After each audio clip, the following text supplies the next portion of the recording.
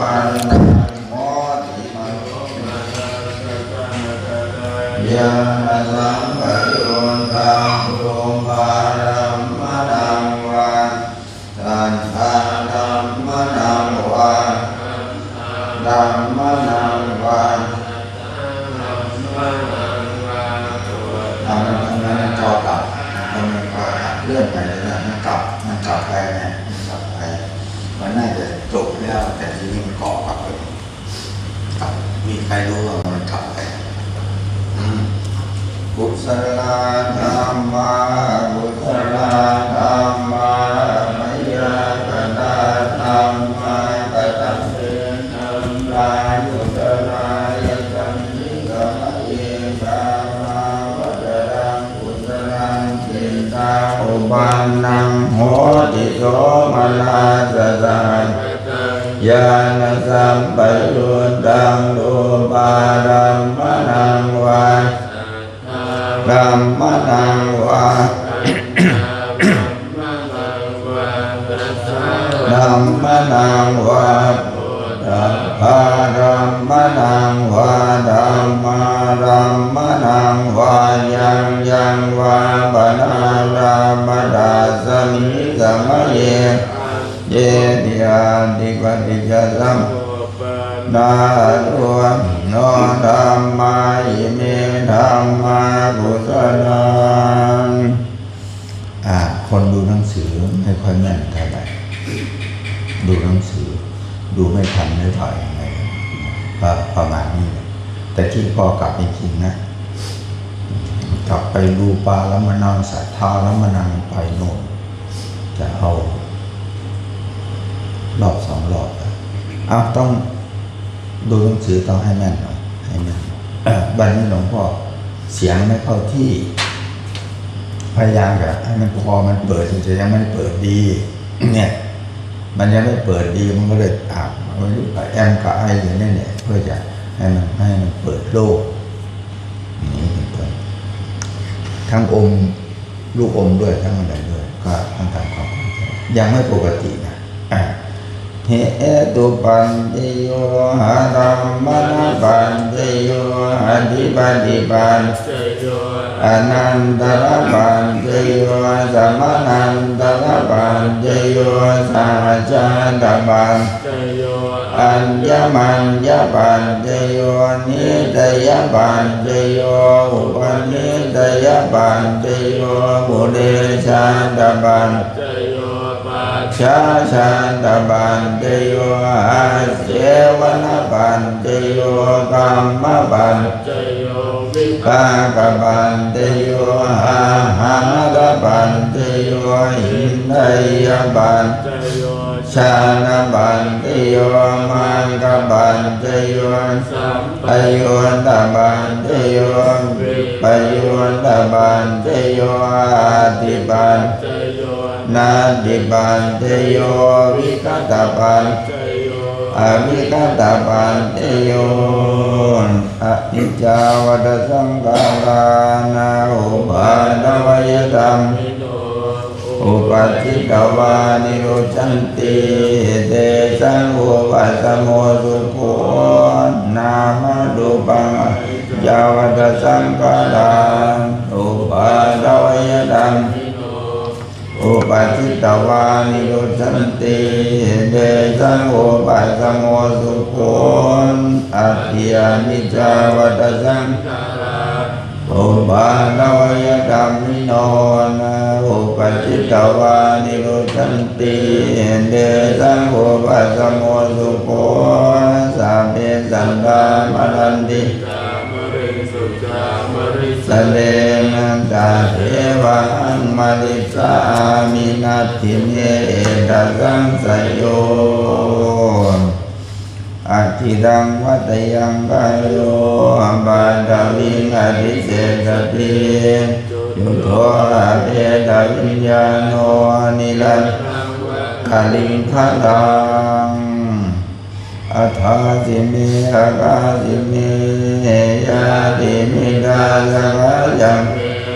เหตังนังราคินังราชาอุเบกตามนุสัต นาหิรุนังวาโสโภวายาวัญญาปริเทวนาเกตานามันตยาเอวังกินทัติยาไตอายัญจะโคดักขินาตินาสังฆังหิสุปฏิทิตังทีฆาตังหิทายาสันดานาโสภะคะปันโสยาติธรรมมัวยายามิตาสิเหตานาปูชายกตาอุลานานาภาลัญญาภิมโนปัฏฐินังตุมเหหิปุญญังกัจจุตังอนาปกันติอัคคโตเวปัสสนานังอาคังธัมมังวิญาณเทพุทเทปัสสนานังดาคิเลเยอนุตตะเรอาเทลาเมปัสสนานังวิลาโภปัสสเมอาเทสังเทปัสสนานังยักเขนเดอนุ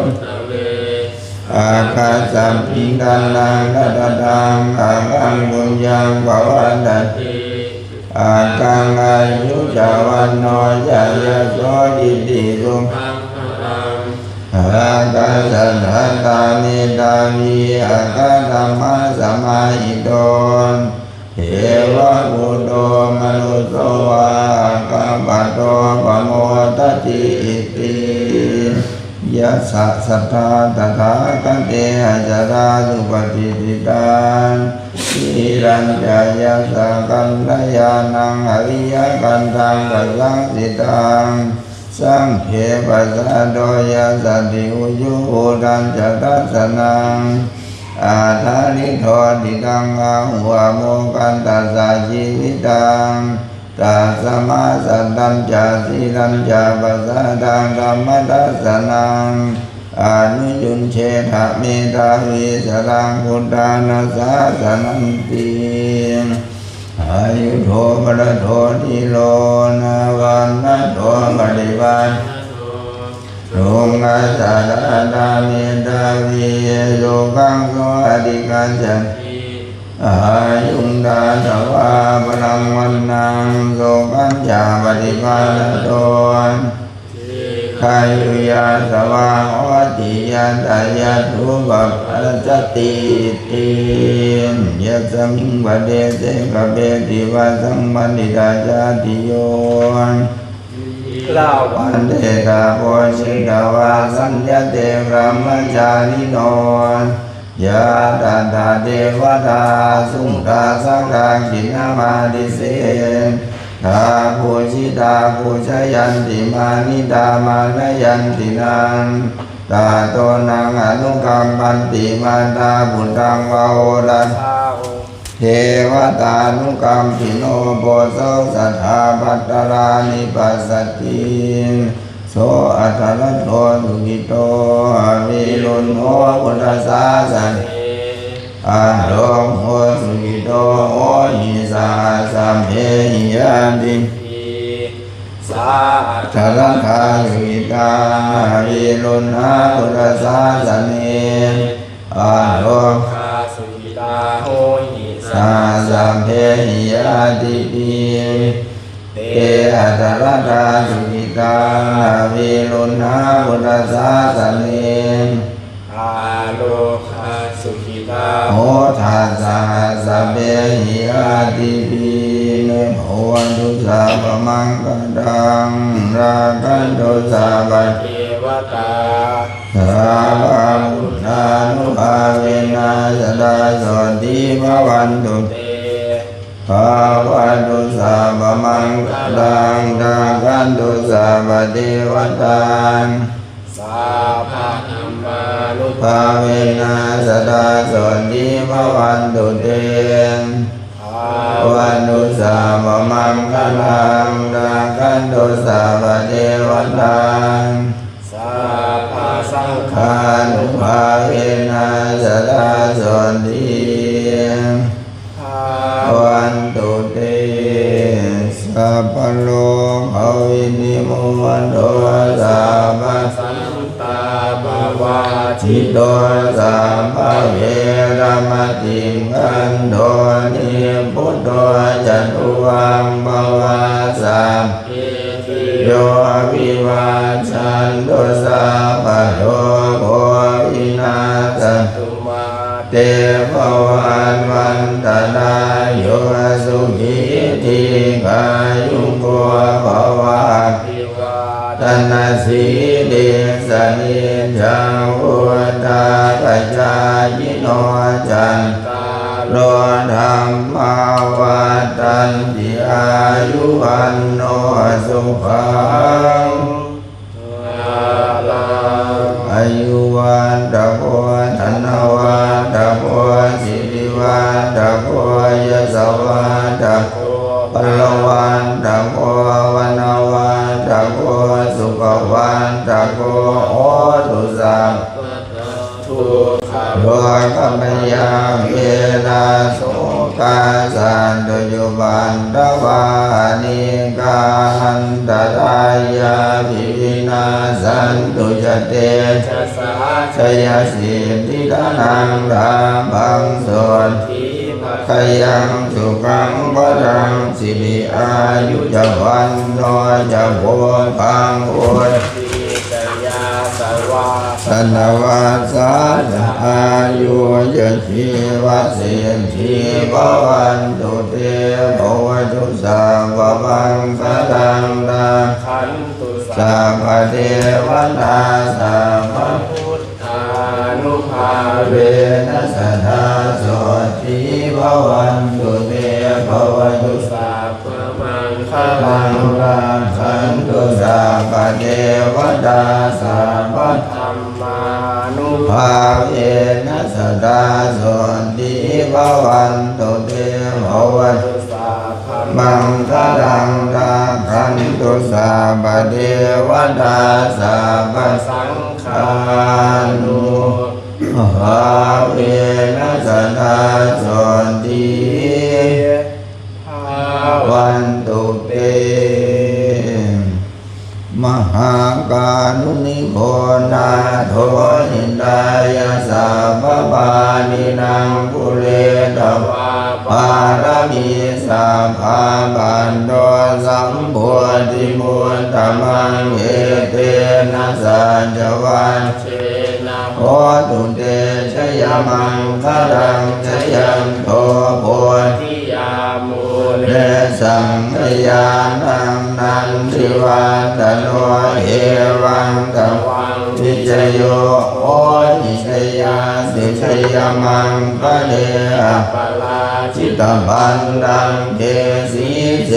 ปดาวิโปกเดอภิเสเอสาวะปุถานังอังหาปันโตปะโมทติสุนากันตังสุมังคลังสุปาภาตังสุโหติตังสุขโนสุมุโหโตจะสุยิทังพรหมจารีสุปทานกินังกายกรรมังวาจากรรมังปทานกินังปทานกินังมโนกรรมังปณิทิเตปทานกินาปทานกินานิกัตตวานรพันธันเตปาดาคิเนสังกันนวาบุตราตนังโหสดังโหตมังวรังหิตังเทวมนุสานาปุถทะเตเชนะสนตินานาสันตุปันนวาสัพเพทุกขาภูปัสสะเมนตุเตสังกันนวานอัมมารันตนังโหสดังโหตมังวรังรามุปัสสมนังธรรมเตเชนะโสตินานาสันตุปันนวาสัพเพพยาภูปัสสะเมนตุเตสังกันนวาสังกรัตตนังโหสตังโหธรรมังวรังอาหุเนยังปาหุเนยังสังฆเตเชนะโสตินานาสันตุปันนวาสัพเพข้าวปัสสะเมนตุเต คิเมสรณังอัญญังพุทโธเมสรณังเอเตนะสัจวัชเชนะโหตุเตชยมังคลังนาทิเมสรณังอัญญังธัมโมเมสรณังวรังเอเตนะสัจวัชเชนะโหตุเตชยมังคลังนาทิเมสรณังอัญญังสังโฆเมสรณังวรังเอเตนะสัจวัชเชนะโหตุเตชยมังคลังกินจิตังตนังโทเตวิสติวิวิตังปุรุราตนังพุทธัสสะมังนาติตันส่วนที่ภวันตุเตยังกินจิตังตนังโทเตวิสติวิวิตังปุรุราตนังธรรมัสสะมังนาติตัสสะมาส่วนที่ภวันตุเต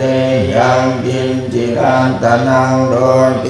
วิสติวิวิตังปุรุราตนังสังฆาสมังนาติตัสสะมาส่วนที่ภวันตุเตนังปุรานังนวังนาติสัมภวังวิราชจินตายติเจภวัสสมิงเตขีนาภิชาวิรุณนิยันทานิบันติทีรายทายังปฏิโบยิตัมปิสังเขรัตนังปณิดังเอเตนะสัจเจนะสุวานิโหตุนะมิตัญจสะภะโลกัสสมิงหานะสัมภาวะเยปฏิมานังอุทธังอโตจติวิยัญจะสัมปะทังอเวรังอสัมปันตังทิมทันจะรังนิสินโนวาสยาโนวายาวดาสวิกตามิโตเอตังสติงอดิเนยพรหมเมธังวิหารังอิตมาหุตินทินจานุปกรรมสีลวาทาสเนนะสัมปันโนธาเมสุขิเนยเกตังนายิชาตุกังยังปุณเดติติอัปปมาโนพุทโธอัปปมาโนธัมโมอัปปมาโนสังโฆอัปปมาณวันทานิสิลิงสมานิไอเวียสลปฏิอุณนานาภิสลภูมุสิกากตาเมราคากตาเมปฏิตาปฏิกมันตุภูตานิโสหังนะโมภะคะวะโตนะโมสัพพันนังสัมมาสัมพุทธานังทุกขปันดาจะมีทุกขาพยาปันดาจะมีพยาโสกัมปันดาจะมีโสกาหนตุสัพเพปิปานิโนเยลาวตาจะมีหิสัมปตังปุญญสัมปตังสัพเพเทวานุโมทันตุสัพพสัมปติสิทธิญาณังทนันตุสันทายสีลังรังคันตุสัพพทาภาวนาวิรตาโอนตุกันตุเทวตากตาสัพเพบุญธามราปัตตาปัจเจกานันจะยังรังรังดานันจะเตเชนรักขังขันธามิสัมปัสโสรัตนตยานุภาเวนะรัตนตยาเตสะสาธุมโลกัมยาเวนะโสกาสัตุยุปันทวาเนกาอันตรายาปิวินาสันตุเสสะโตชยสินทิทนังลาบังสนทิปะขยังสุขังบดังสิริอายุจวันโนจะโพคังโหติจยาสวาสนวาสาจะอายุจะชีวสิทธิภวันตุเตภวันตุสัพพมังคลังดังขันตุสัพพ เทวตาสัพพพุทธานุภาเวนะจุตาโสทิภวันตุเตภวันตุสัพพมังคลังดังขันตุสัพพเทวตาสัพพธรรมานุภาเวนะจุตาโสทิภวันตุเตภวันตุสัพพมังคลังดังขันตุสัพพเทวตาสัพพสังฆานุภาเวนะจุตาโสทิภวันตุเตนักกันไดยังกัปปุตานังปาปังคาหานิวาตนาปริดัสสานุภาเวนันทวาเตสังอุปัฏฐเวนักกันไดยังกัปปุตานังปาปังคาหานิวาตนาปริดัสสานุภาเวนันทวาเตสังอุปัฏฐเวนักกันไดยังกัปปุตานังปาปังคาหานิวาตนาปริดัสสานุภาเวนันทวาเตสังอุปัฏฐเวยะถาปัจจิยังภวัตตมานังดาตุมาตเมเวังยะติรังจีวรังดาตุปะมุญชะโกจะมุงกะโรดาตุมาตะโกนิสันโตนิจิโวสุญโยสัพพานิปันนาหิมานิจีวรานิอาจิกุชนิยานิอิมังคุณิกายังปัตตวาติวิยาจิกุชนิยานิชายันติยะถาปัจจยังภวัตตมานังดาตุมาตเมเวังยะติตังปิณฑปาโตตาตุปะปุญจโกยมุงกะโรดาตุมาตะโกนิสันโตนิจิโวสุญโยสัพโพปนายังปิณฑปาโตอาชิโกชนิโยอิมังคุณิกายังปัตตวาติวิยาจิกุชนิโยชายันติยะถาปัจจยังภวัตตมานังดาตุมาตเมเวตังยะติตังเสนาสนังนันดาตุปะมุญชะโกยมุงกะโรดาตุมาตะโกนิสันโตนิจิโวสุญโยสัพพานิปันนาอิมานิเสนาสนานิอาจิกุชนิยานิอิมังโกณิกายังปัตตวาติวิยาจิกุชนิยานิชายันติยะถาปัจจยังภวัตตมานังดาตุมาตเมเวตังยะติตังคิลานะปัญจยะเมสัญชาปนิกาโลนตาตุปะมุญชะโกยมุงกะโรดาตุมาตะโกนิสันโตนิจิโวสุญโยสัพโพปนายังคิลานะปัญจยะเมสัญชาปนิกาโลอาจิกุชนิโยอิมังคุติกายังปัตตวานิวิยาจิกุชนิโยชายันติปฏิสัมปโยนิโสจีวรังปฏิเสวามิ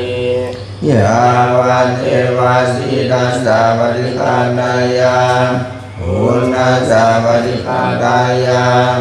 อังสัมมากัสสวะดาตบาสิริงสัพพะสัมปัสสานังปฏิคันดายายาวันเทวาหิริโกปินาปฏิชานันตังปฏิสังขารโยนิโสปินดาปาตังปฏิเสวามิเนวันตวายนามันทายนามันตนายนาวิบูสนายายาวันเทวาอิมาสังกายสัตติยายาปนายามิสุบารติยาวัมมาจาริยานุงกอายาอิติปุรานัญจเวทนังปฏิยังกามินาวันจเวทนังนาอุปาเรสามิยาตราจะเมกวิสัตติยานวัชตาจะภาสุวิหารโรจา อิสังกายโยนิโสเสนาสนังปฏิเสวามิยาวะเทวาสิตัสสะปฏิฆาตายานปุณณัสสะปฏิฆาตายาน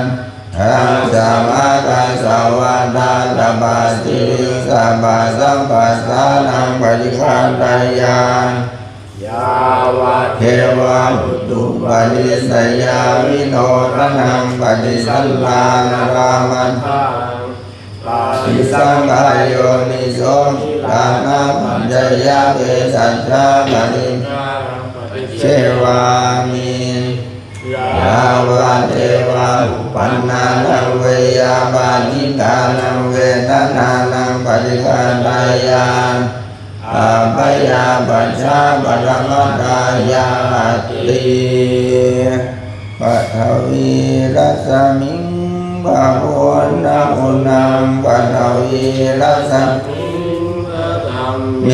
ตังปัทวีรัสมิงปัสปานังทุกขโลกปยัง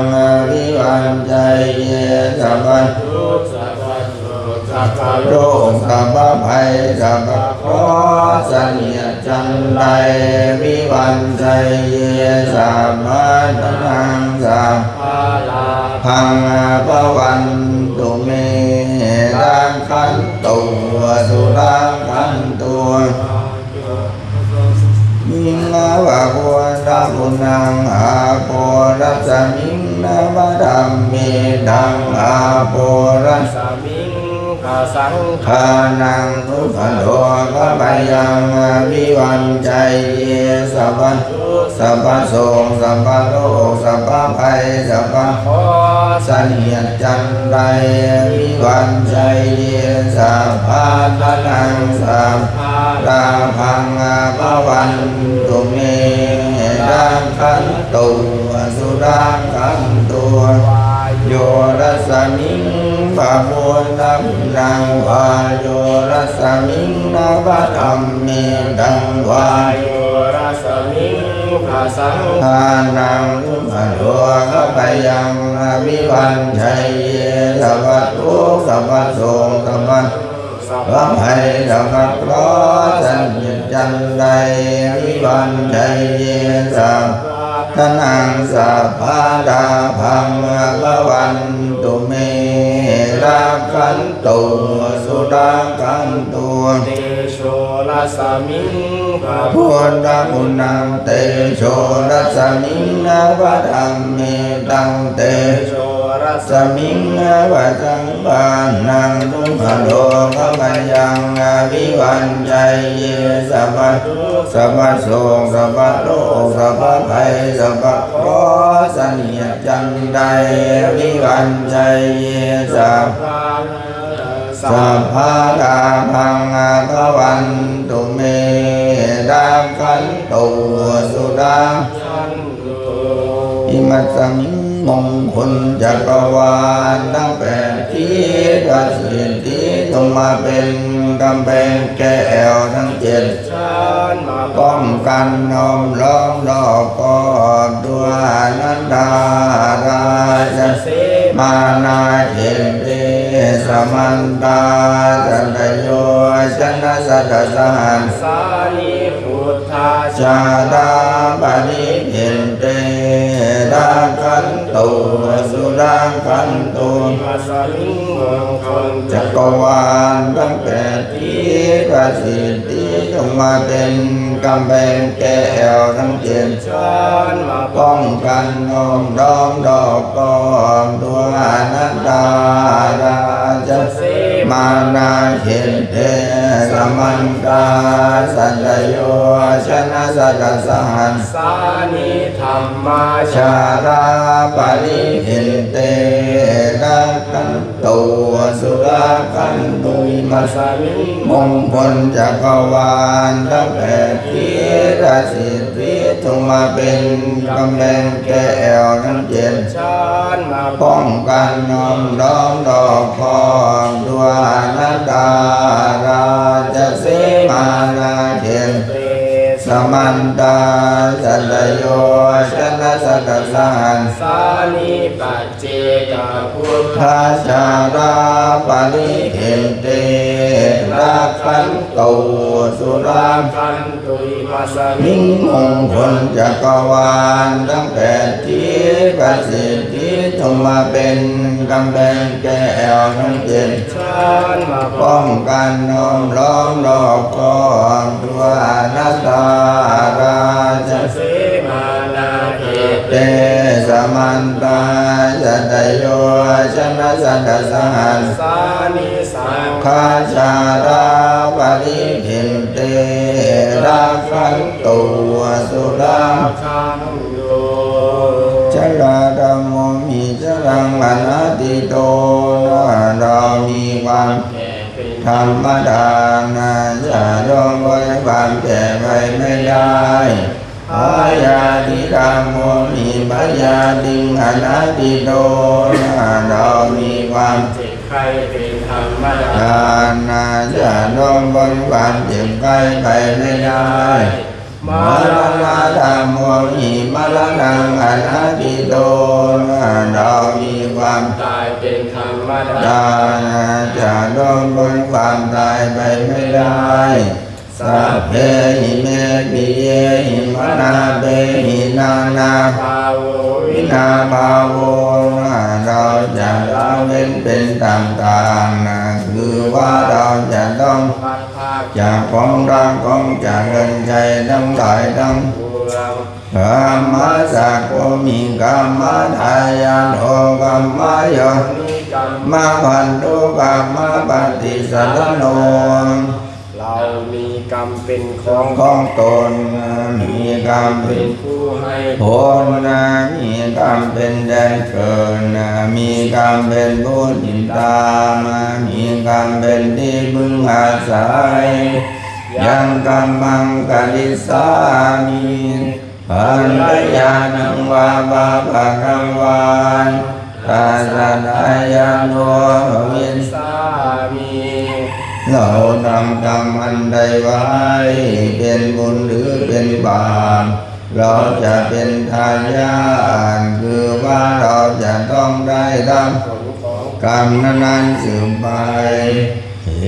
วัง ทำให้เหยื่อพินังปัจเจเวกิ ถ้าพังนั้นเรา ทั้งหลายควรพิ พิ จาร จารณาอย่างนี้ทุกวันเถิดอหังจุติโตมีแน่ขอให้ข้าพเจ้าจงเป็นผู้ถึง สุข นิโรธขอมีแน่จงเป็นผู้ได้ดวงอาเวโรมีแน่จงเป็นผู้ไม่มี เป็น อาพยาปัจโจมีแน่จงเป็นผู้ไม่เลียนเลียนซึ่งบันและกันอานิโกมีแน่จงเป็นผู้ไม่มีโทษ สุขีอัต ตานังปริหารามีแน่จงรักษาตนอยู่เป็นสุข เถิด สัพเพสัตตา สุขิตา หุนตูนะขอสัตว์ทั้งหลายทั้งปวงจงเป็นผู้ถึงความสุขสัพเพสัตตา เวลา หุ หุ น น ตูนะขอสัตว์ทั้งหลายทั้งปวงจง เป็นผู้ไม่มีเวรสัพ เพสัตตา พยา อาปชาหุนตูนะขอสัตว์ทั้งหลายทั้งปวงจง อย่าได้เบียดเบียน ซึ่งกันและกันสัพเพสัตตา อานิ ข้าหุนตูนะขอสัตว์ทั้งหลายทั้งปวงจง เป็นผู้ไม่มีทุกข์ สัพเพสัตตาอัตตานังปริหารันตูนะขอสัตว์ทั้งหลายทั้งปวงจง รักษา ตนอยู่เป็นสุขเถิดนะสัพเพสัตตา สัพพะทุก ข้าปังคุณจันตูนะขอสัตว์ทั้งหลายทั้งปวงจง คนจาก ทุกข์ทั้งมวลนะสัพเพสัตตา ราธาสัม ปฏิโตมาวิกาจันตูนะขอสัตว์ทั้งหลายทั้งปวงจงอย่าได้ ภาคจากสมบัติ อันตนได้แล้ว สัพเพสัตตากรรมสัทธากรรมกายตากรรมโยนิกรรมวันทุกรรมปฏิสัตตังได้ทั้งปวงมีกรรมเป็นของตนมีกรรมเป็นผู้ให้ผลมีกรรมเป็นแดนมีกรรมเป็นผู้ติดตามมีกรรมเป็นที่พึ่งอาศัยยังกรรมังปฏิสันติกันตยานังวาบาปะกังวาอาสัตอายังทาปฏิสันติจากกรรมอันใดไว้เป็นคุณหรือเป็นบาปจะต้องเป็นผู้ได้รับผลของบาปนั้นสืบไปวัญญาตินานิกาตาสายานัญญานิกาตานิเมเอสัญญาภาชิโนอนโตสันดานันตาปมาณกาสันทั้งหลายไม่มีที่สุดไม่มีประมาณจงมีส่วนแห่งบุญที่ข้าพเจ้าได้ทำในบัดนี้และแห่งบุญอื่นที่ได้ทำไว้ก่อนแล้วเยปิยาคุณวันตาจะไม่อัมมาตาจิตานเยตามิจาปยาติตาวันเยมัชตะเวริโนนะคือจะเป็นสัตว์เราได้นะจะเป็นที่นะใครมีบุญคุณ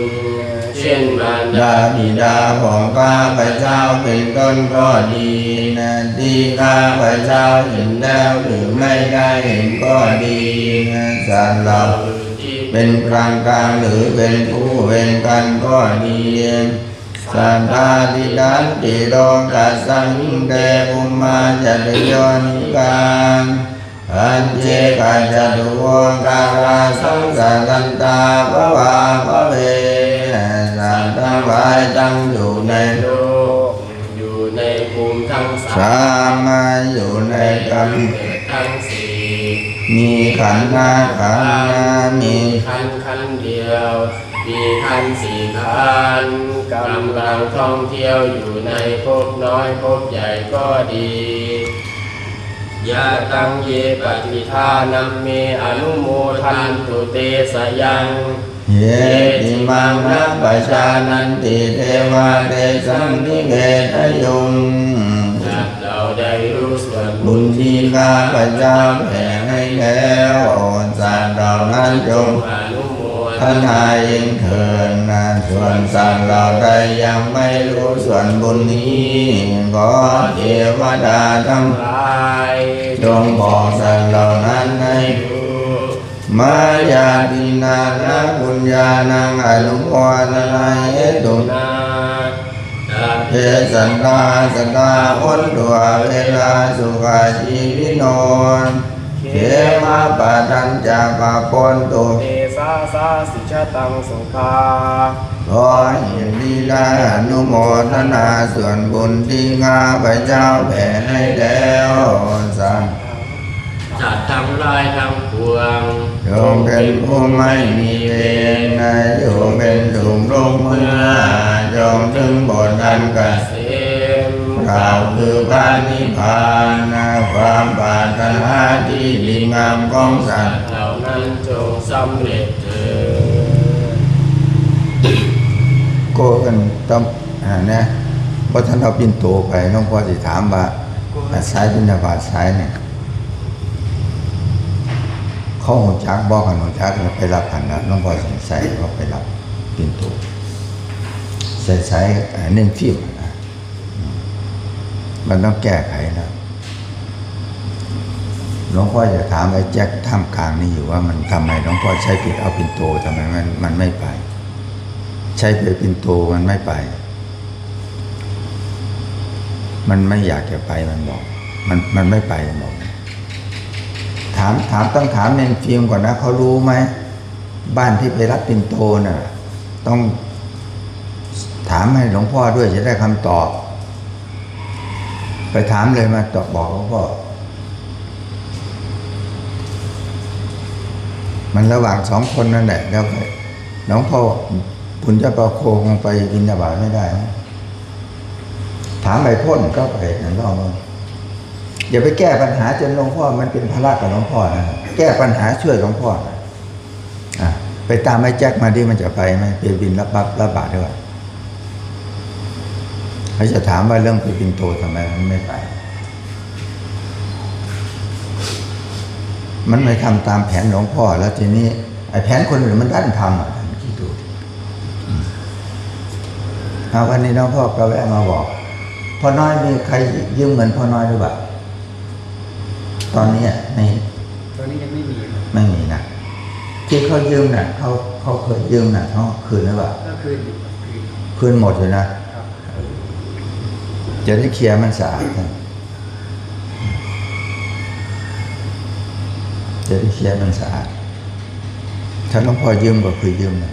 ขอการหลวงพ่อครับแต่ถ้าเกิดครูบาใหญ่ออกมาบิณฑบาตผมไปกับเนนฟิล์มก็ได้ครับผมรู้จักบ้านอยู่ครับ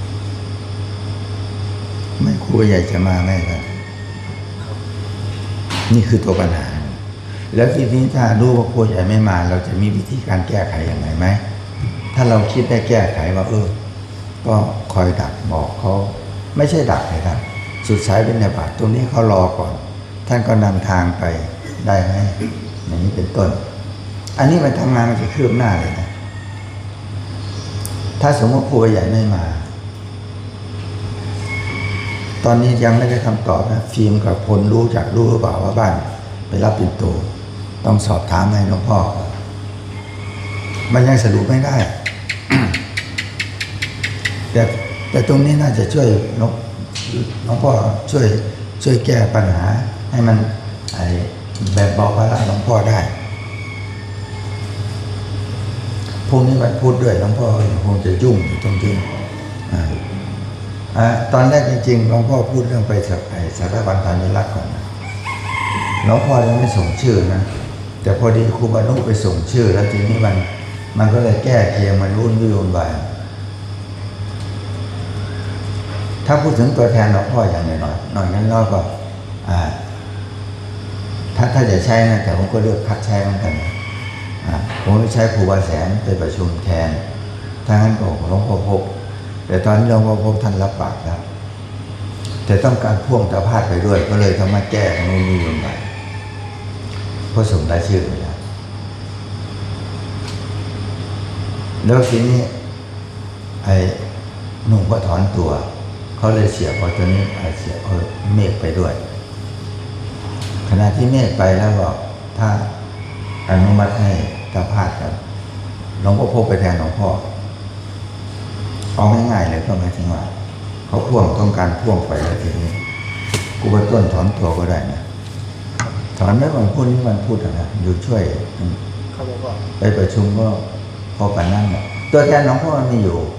ไม่ต่ำกว่า 4-5 คนแต่พอดีเราไปรับอาสาที่จำเป็นต้องใช้6 คนเนี่ย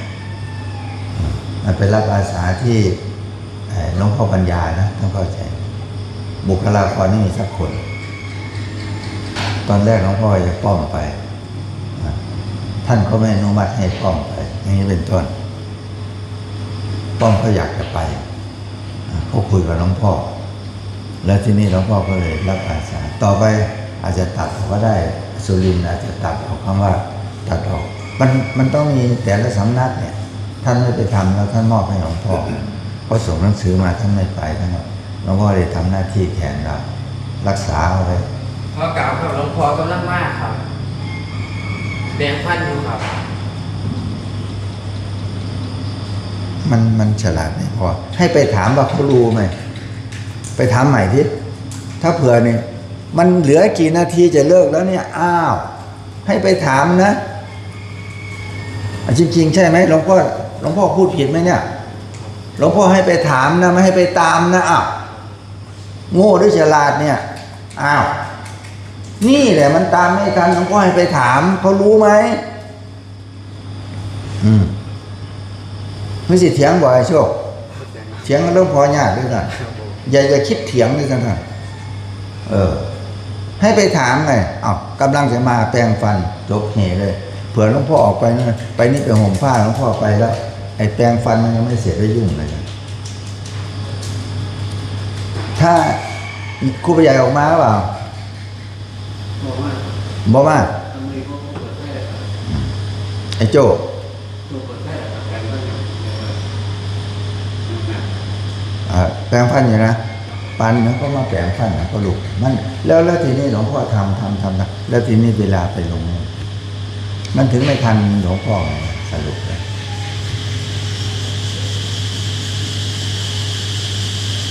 ตาน้อยสิไม่รับพ่อต้นรับต้นง่ายสิได้ใช่สิได้ไปเอาปิ่นโตเอาปิ่นโตมอบให้ครูบาต้นดีกว่าแต่แก้ไขยังไงก็หาวิธีแก้ไขถ้ามันไม่ได้สื่อนะให้มันอย่าให้มันทำงานให้มันราบรื่นเนาะเราอยู่ตรงเนี้ยถ้ามันไม่ได้จริงๆท่านเป็นผู้นำเดี๋ยวพูดมาหน่อยนึงนะบอก พอกาศคนคอยแจ้งว่าบนหนึ่งข้างเขา ซื้อหน่อยไปขายลายมาเลยบอกเลยครับว่า ดู ไม่มีบอกอีกแต่มาเรื่อยๆเลยขายลายกันเลย มันจะเถียงตรงไหนไอ้แจ็คมันรู้อยู่อ้าวสื่อกันยังไงเอาแจ็ครู้แล้วบ้านไปปิ่นโตมันเคยไปอย่างรู้จักไหมมันมีตาตัวโดย ปิ่นโต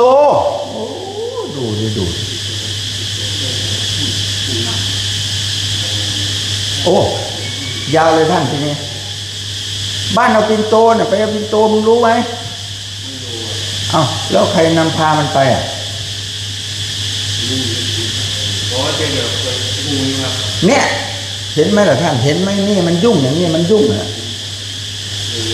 วันนี้ไม่ใช่ให้ไปนะไม่ใช่แต่หลวงพ่อถามหน่อยว่าวันก่อนในส่วนหลวงพ่อให้ไปแทนให้ไปปิ่นโตทำไมไม่ไปทีนี้น่ามันเลอะหมดแล้วท่านเลอะเทอะหมดแล้วท่านสู้หลวงพ่อไม่ได้เขาใช้ให้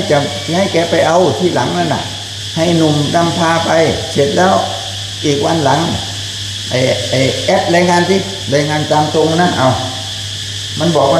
มันบอกมันไม่ไปพูดง่ายๆที่พูดให้มันชัดเจนบอกให้ไปมันไม่อยากจะไปมันบอกเนี้ยเนี่ยท่านเชื่อหรือยังท่านมันวุ่นวายเพราะเรื่องเท่านี้นะท่านวุ่นวายถ้าสมองหลวงพ่ออย่างเดียววันนี้ไม่ได้ใช้แกนะเข้าใจไหมเอาปิ่นโตมาให้ต้นแก้ไขตรงเนี้ยถ้าไม่มีจริงๆทีนี้ถ้าไม่มีใครไปจริงๆวันนี้รอรถสายตลาด